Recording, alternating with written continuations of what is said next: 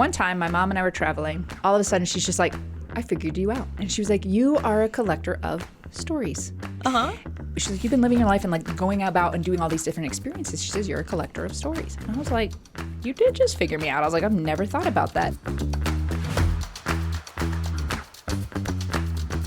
We've decided that today's episode is directed. It's always directed by Justin, but he is also cinematographer, script writer, producer, showrunner, and all of the things of today's episode, including picking our topic today. Script writer. Script writer. Has he been scripting you this whole time and I'm having to come up with random shit? Oh, you didn't know that? He's been writing my memoir this whole time. Oh, interesting. Justin came up with a really great idea, and we asked him, what do you think the people want to hear, Justin? What do you think everybody wants to listen to? And he's like, well, we should probably talk about how you all chose your careers. Mm-hmm. It's like, oh, is he maybe asking like a pivot change for work? Like looking for different ideas of like what we could possibly do. But he said, you know, it would be really cool to hear why you guys chose your careers. So it's career day at the office. Hooray! And bring your daughter to work day for me, which is every day. Your dogter. Dogter. Oh, that's a good one. Yeah. Okay, so we have so for those that haven't listened to the whole episode series or to the whole series of story success and stuff, and they might have missed the episode about how we actually we were at the same high school. True. We knew of each other. We weren't like besties. Nope. But we went to La Cueva High School, which is awesome. So at La Cueva, and I know that we went through this like sequence episode once. We did our third episode. Our third episode. And it is called Our Stories. Our Stories. You can find it on YouTube or Siarza.com. So this is kind of like the reboot, right? We just filmed the episode of the Rees. Right. And so, but interestingly enough, how did you pick the career that you have now? Or did you originally set your eyes on that? Because mine is a little bit of a story too. We kind of talked about it in episode 3, but like, what was your inspiration of being a storyteller? Because that's what I consider you. Interesting. Because I was going to say, like, my inspiration for this career was I like to have 4 walls and a roof around me. I like to eat every day. That's important to me. No, this was not my chosen career. Mm-hmm. This was not the path I sought out. I've been quite a wanderer, if you will. Even like, I went to La Cueva, but I also went to 2 other high schools. That's right. I went to 3 elementary schools, 2 universities. Like, I've kind of always been out exploring the world in one way or another. Mm-hmm. One time, my mom and I were traveling, and all of a sudden, she's just like, I figured you out. I was like, that's fantastic. Please explain me to me. Like, I'd love to know. Thanks, Mom. Yeah, I was like, what does that mean? And she was like, you are a collector of stories. You have she been said living. that? Yeah. So it's interesting that you just said your story, because like she's like, you've been living your life, because I'm kind of the wild card of the family. Uh-huh. She's like, you've been living your life and like going about and doing all these different experiences. She says, you're a collector of stories. And I was like, you did just figure me out. I was like, I've never thought about that. Oh, that's so cool. Yeah. And so when you said storyteller, I was like, oh, that kind of is the common theme in my career. So if I think like when I was like little baby Jace, like, what do you want to be when you grow up? My first interest was like in animals. Like Free Willy had come out, so my sister and I were going to be whale trainers. I wanted to be a cowboy for a while. I wanted to be a veterinarian until I learned you have to like deal with not fluffy animals also. Like, it's not all puppies and kittens, and then you also have to kill them sometimes. And I was like, well, this isn't fun at all. I'm out. And when I was younger, I did theater. I directed theater from a very small age. Even in middle school, like I was adorable. Yeah, I was in drama, and you know the show was coming up for the semester or whatever, and I was like, I want to direct it, and they were like, oh, we don't really do that. Like the teacher directs it, and I was like, not anymore, bitch. Yeah, I'm stepping in, and I was like, no. And they asked my mom, and she was like, let her do it, like supervise, like whatever. But why does everybody have to be on stage? And they were like, that's a really good point. And so I started doing theater in like elementary school and did that for years. I had no idea. Oh yeah. If you went to a show at La Cueva, I probably directed it. Oh, yeah. Oh my God. Yeah. Yeah. So okay, now it's all making sense now with all our mutual connections with La Cueva. Okay. Yeah. So yeah. And then I decided when I was like in middle school, I was like, oh, there's no money in theater. Like, that's not like a real job. And so I pivoted to film. I got my first camera for my 13th birthday. Yeah. And started just, filming nonsense and whatnot. And some of the friends I had in high school, so I went to 2 high schools my freshman year. And the crew I ended up hanging out with at La Cueva were the goth kids. Oh, yeah. Yeah. Yeah. A friend of mine, a person I met, kind of adopted me. And I was like, you can hang out with me and my friends. And I was like, all right. And I walk in and I'm just like, eyeliner, spikes on the leather jackets, the dyed black hair and whatnot. And then I'm just like there, like, let's be at school and whatever. And so but they were all into film. And so we would do like weekend film festivals. No way. Yeah, like the 48-hour film festivals we would do. Oh, wow. And I still did theater, but at 13 I was like, oh, I'm going to be a filmmaker and like, an artist and whatnot. And I wanted to direct eventually in film. I think that you have a natural leadership, project management quality about you. So now it's all like, oh, that makes sense, right? Yeah. That's kind of the roles that you've played even with us at Siarza outside of the podcast, right? Like that totally makes sense. So yeah. And when I got into college, I told the story about getting my first job was with PBS. And the executive producer there, who was my mentor, was like, you're going to be a producer. Like, you're not a director, you're a producer. And I was like, how dare you? Like, I'm an artist and whatnot. No, he was totally right. Yeah. I eventually did shift into more of pre and post production. And it's crazy how people see your potential when you're like, no, you don't know me. Yeah. And like, I got into documentary film early on in college because I realized, like, I don't remember the name of the short film. It was a short documentary film that we saw, and it impacted me so much, not enough to remember the title, but I remember thinking like, oh my gosh, film can be used as a medium for change. Like, you can actually impact the world with media. Oh yeah. And I'm like, that's what I want to do. That's so cool. I want to create change in the world through video. Yeah. Totally makes sense. Ooh, okay. So and now I'm thinking our thumbnail might not have to be our La Cueva yearbook photos. Oh, man. Yeah. Where you at, Mom? Dig that out. Shit. Yeah, I have. Oh, my God. I have some that are so embarrassing. So my mom is incredible and just let me be me. Good. Uh-huh. Yep. Except I might allow this. You just turned like 2 shades of pink right now. Because one of my senior pictures, this is an outfit I wore in all seriousness. So in one of our last episodes, I talked about like I wore bell bottoms and fringe vests. And like, I remember a guy sophomore year at the charter school I was at, which is now an MVD, just down the road actually. Oh shoot. Okay. I was sitting there to get my registration or something. I was like, oh, I used to do geometry in this class. Yeah. But I remember him saying like, what costume are you going to wear tomorrow? And I'm like, these aren't costumes. Like, this is style, like whatever. I was such a weirdo. But one of my senior pictures, I am wearing a white blazer with black pinstripes and a red fedora, like a fucking pimp. Oh, I think I remember this. You wouldn't have seen it. It was one like, you got the book and like my mom has it, but she gave it to me the other day and I was like, you just gonna let me wear this? Like, you just gonna have me out in the world this way? Fucking Carmen Sandiego in a pimp jacket? And she did. And she fucking did.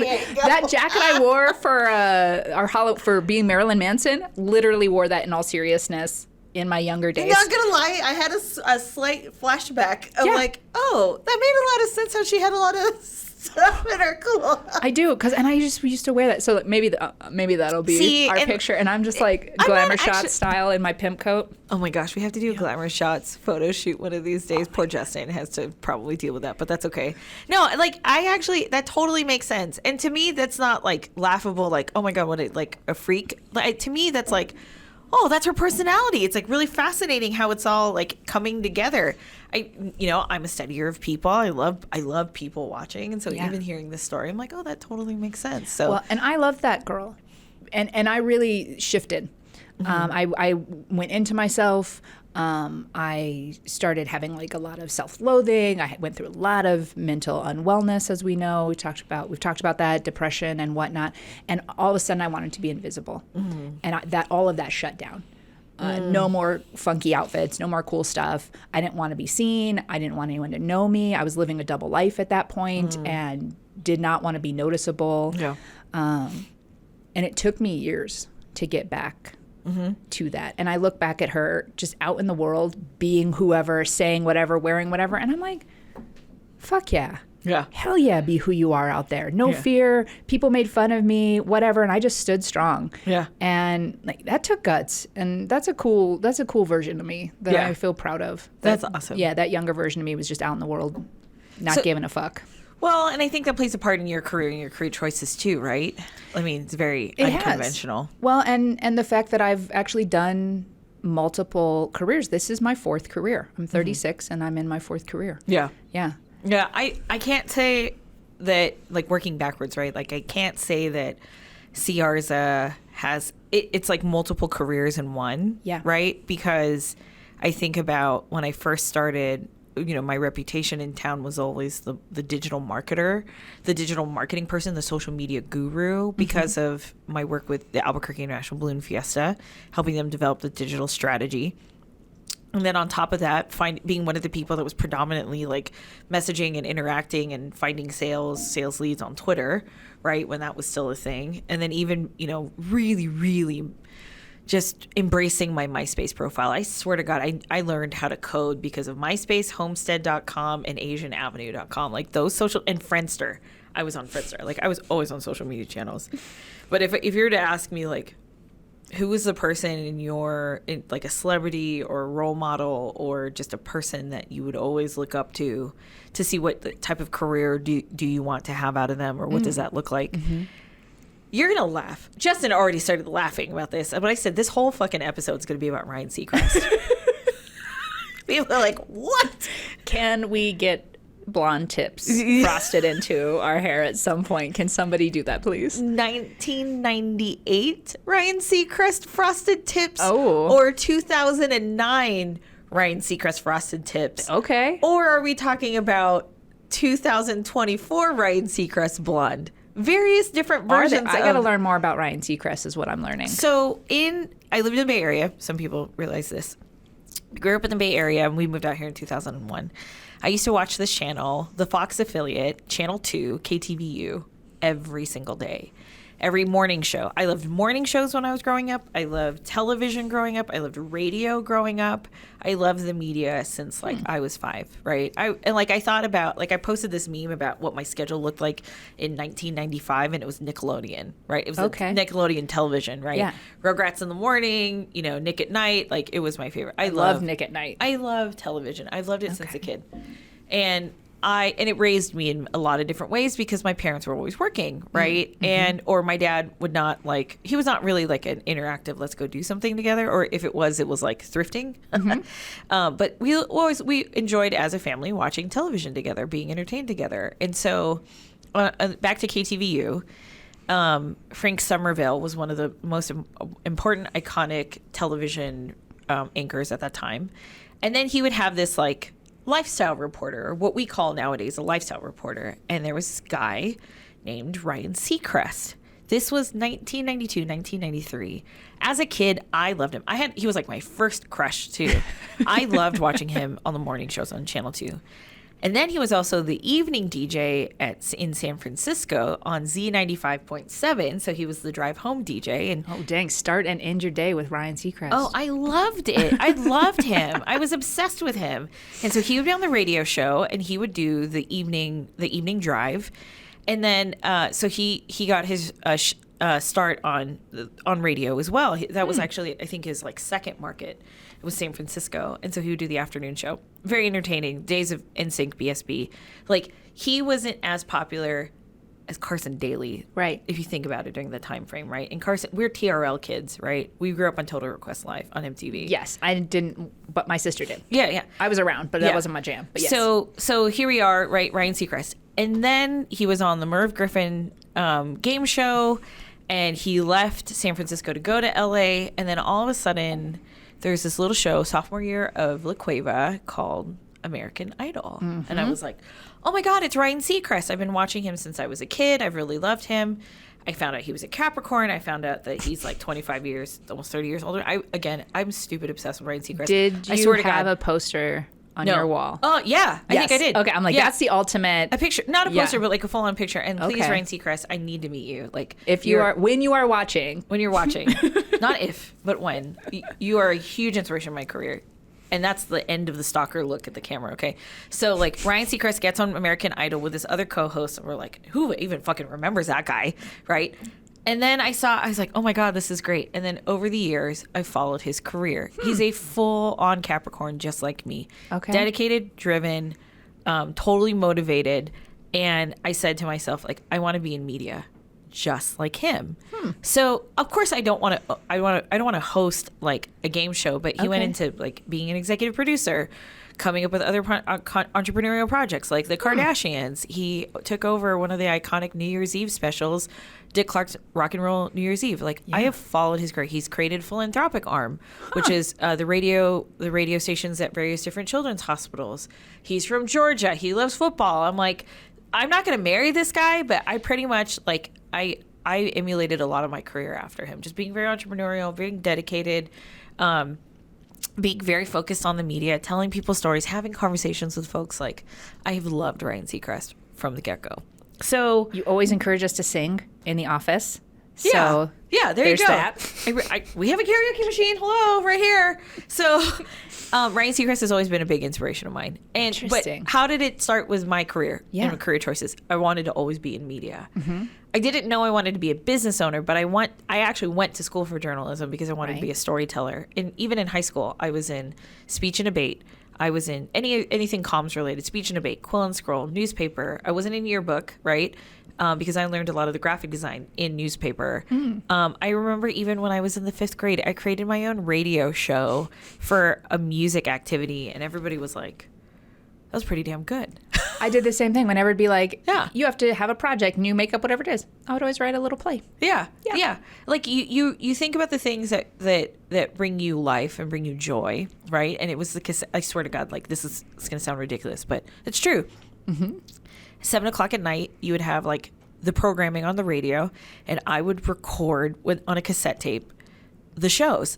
My favorite songs, etc., like in the 4th or 5th grade. Loved it. Yeah. But it was the recording. It was the editing. Like back then, editing was like record, play, stop, pause. And you had to hit it like just right. Just like, right. Were we talking about this? Like that this generation will not know love because they will not have made a mixed tape and the effort that went. That wasn't just like Spotify playlist. I'm choosing these.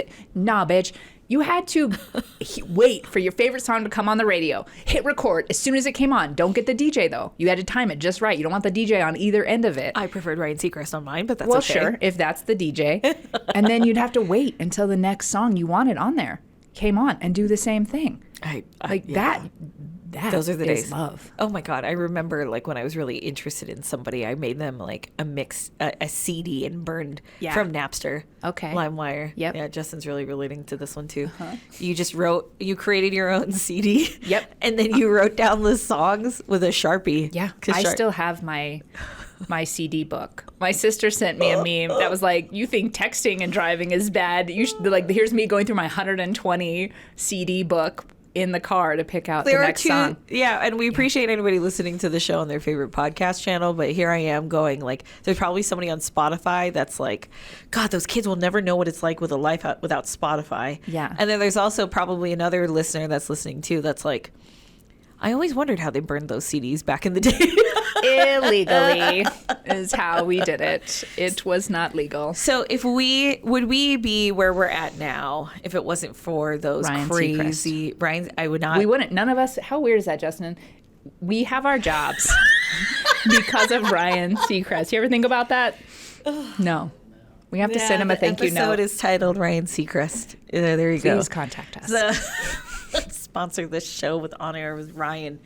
So would any of us be where we are if it wasn't for the little director in us, right? The little director in us, the little producer in us, the little nerd for radio, the little nerd for TV. Like, would we be where we are at if it wasn't for those little micro stories? I don't think so. And I got to give it up to my mom. I remember because I did a mock trial for a short bit in high school. Oh my God, that explains so much. And I was like, I really fucking love this. And I like totally, the instructor to be like, settle down. Like you have demolished the competition. Mm-hmm. You have like, you got to settle down. Oh, I have to talk my speech and bake days. Okay. Yeah. I wish I would have done that. I didn't.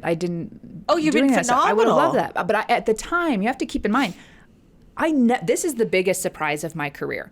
Being on camera or on stage, that was my nightmare.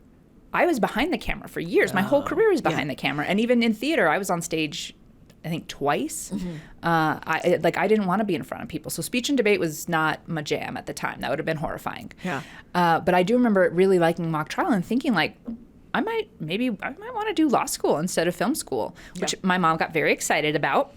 And then I sat with it and thought about it. And I remember feeling really stressed out one morning. Mm-hmm. I don't know why. I'm like, I have to tell her right now. I got to like break it to her right now. I went into her room. She was still in her bed. And I'm like, Mom, I got to talk to you. And, whatever. It's like very dramatic. How old were you in this? Junior, senior high school. 17, 18. And I'm like, I've thought about it and I think I want to do documentary film. I want to stick with it. And I remember her saying like, anything you want to do, honey, you'll do. Like, I have no doubt you can accomplish anything you want. And realistically, being a director as a woman is very uncommon. And it was at the time. It was very uncommon to have a woman as a director. And she kind of broke down, like, going into a male-dominated industry, which she was in as well, you have to study harder, work harder. You can't ever fail. Like, they look for every reason to say no to you. Like, you will be going against the grain. Wow. And if you want to do that, That's I really got true. you. Like, I'm going to be here with you. So she was like, fantastic. Here's the reality. And she was right. She was absolutely right. Mm-hmm. It was hard back in the day. Like, now I think it's shifted quite a lot. Oh, yeah. But it was, I had to make sure I could carry the exact same amount of gear. Any slight failing, somebody was waiting to go, I told you, you can't do this. And then when I wanted to shift, and I started my own business, my first business as a production company, and she was right there with me. I was leaving the comfort of a steady job and all of the things, and she was like, do it, go for it. Even when I was gonna go to Europe for we were in a backpack through Europe during college, and I told her, and she was like, a month? You're gonna be there a month? You might want 2 months. Like, she's like, good, get out in the world, go do it. That's incredible. Yeah, and then when I shifted and I was like, hey, Mom, I feel a calling. Like, it won't leave me alone. I really think I'm supposed to tell my story on camera and be honest about addiction and all of the things. But I want to, like, talk, it could potentially impact you guys and whatnot. It's going to be like, I'm going to tell it all. Like, I'm about to go and share my story. And we talked about the potential risks that would go into speaking in such a stigmatized area. She's so fucking cool. And she's so fucking cool. And she's just like, if you're going to do something, like, go into it with open eyes, right? Yeah. And so we talked through the harm that might come to me as a result of sharing my story and whatnot, and the jobs I may not get, the people who may not want me in their lives as a result of it, all of that. And then I was like, I hear you. And if it potentially could help anyone, I got to do it. Cool. And she was like, then do it. Like, any pivot I've made, or when I'm like, I'm going to be a nomad and live in a forest. Great. Like, she's been so encouraging for me to be the wild card of the family, live outside of the prescribed life. Yeah. And when I fall, I've never gotten an I told you so. I don't think. I mean, we had one tough conversation of like like, my life has not resulted in financial abundance from my choices and from shifting and starting over and choosing altruistic careers. You about the house and you're like, I bought 2 thermal this. No, this was years before that. Yeah. That was the only time where she was just like, these are the consequences of your choices, kind of.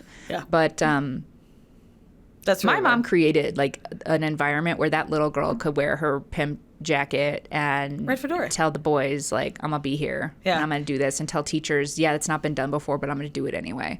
And now I'm like a force in the world to cause trouble.